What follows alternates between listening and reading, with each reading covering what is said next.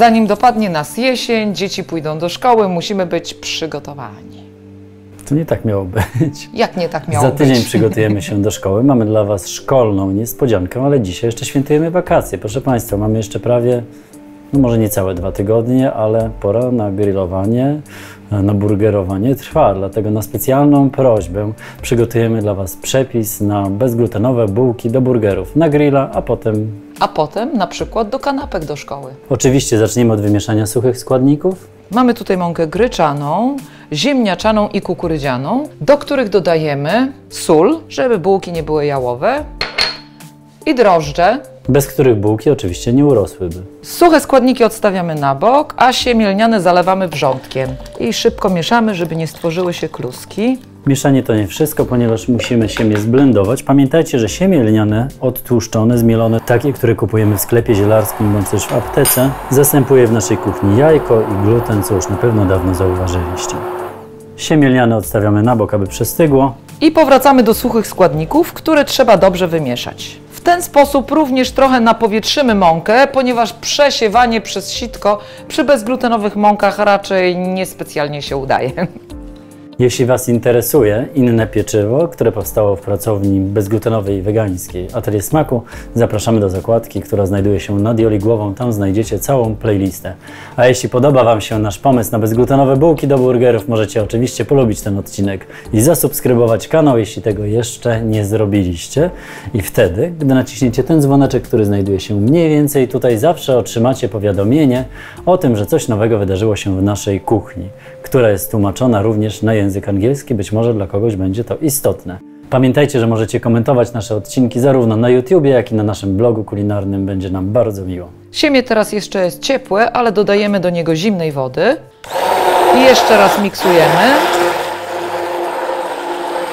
Sprawdzamy, czy temperatura jest już wystarczająco chłodna, ponieważ nie chcemy zabić drożdży, czyli nie może przekraczać 40 stopni Celsjusza. Możemy już wlać siemię do suchych składników i zaczynamy wyrabiać ciasto. Najlepiej zrobić to za pomocą domowego robota ręcznego. Ale jeżeli chcecie, możecie oczywiście użyć takiego, jakiego lubicie. Do już wymieszanego ciasta dodajemy oliwę, ale nie całą, ponieważ będziemy jej potrzebowali, żeby mieć zwilżone ręce do formowania bułek. Dodajemy tak 3-4 łyżki. I teraz jeszcze raz dokładnie wyrabiamy ciasto.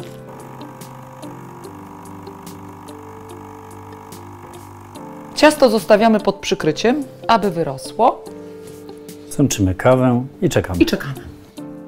To nam najlepiej w kuchni wychodzi.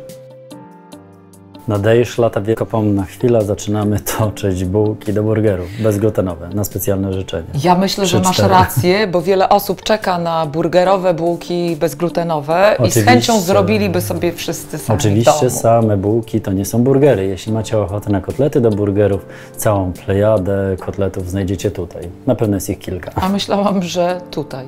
Tu jest playlista nad Joli głową. Moczymy rękę w oliwie.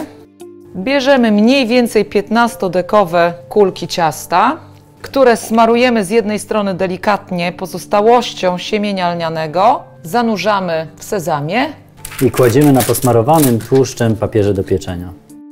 Tych, którzy Gdynię mają po drodze, zapraszamy na warsztaty kulinarne oraz do naszego bistro. A tych, którzy mają do nas daleko, być może zainteresuje nasz sklep internetowy. A na ateliersmaku.pl znajdziecie dokładny przepis oraz informacje o terminach warsztatów kulinarnych. Nasze piękne bułeczki wstawiamy teraz do piekarnika na funkcję wyrastania ciasta i czekamy, aż trochę podrosną. O, proszę bardzo, bułki już pięknie wyrosły. Teraz nastawiamy piekarnik na termoobieg na 200-220 stopni, mniej więcej na 25 minut.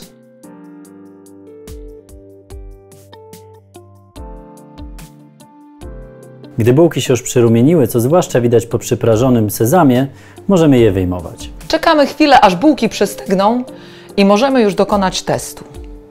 Ponieważ burgerów dzisiaj nie będziemy robić, a gdy napieczecie takich bułek, pamiętajcie, że zawsze możecie je zamrozić.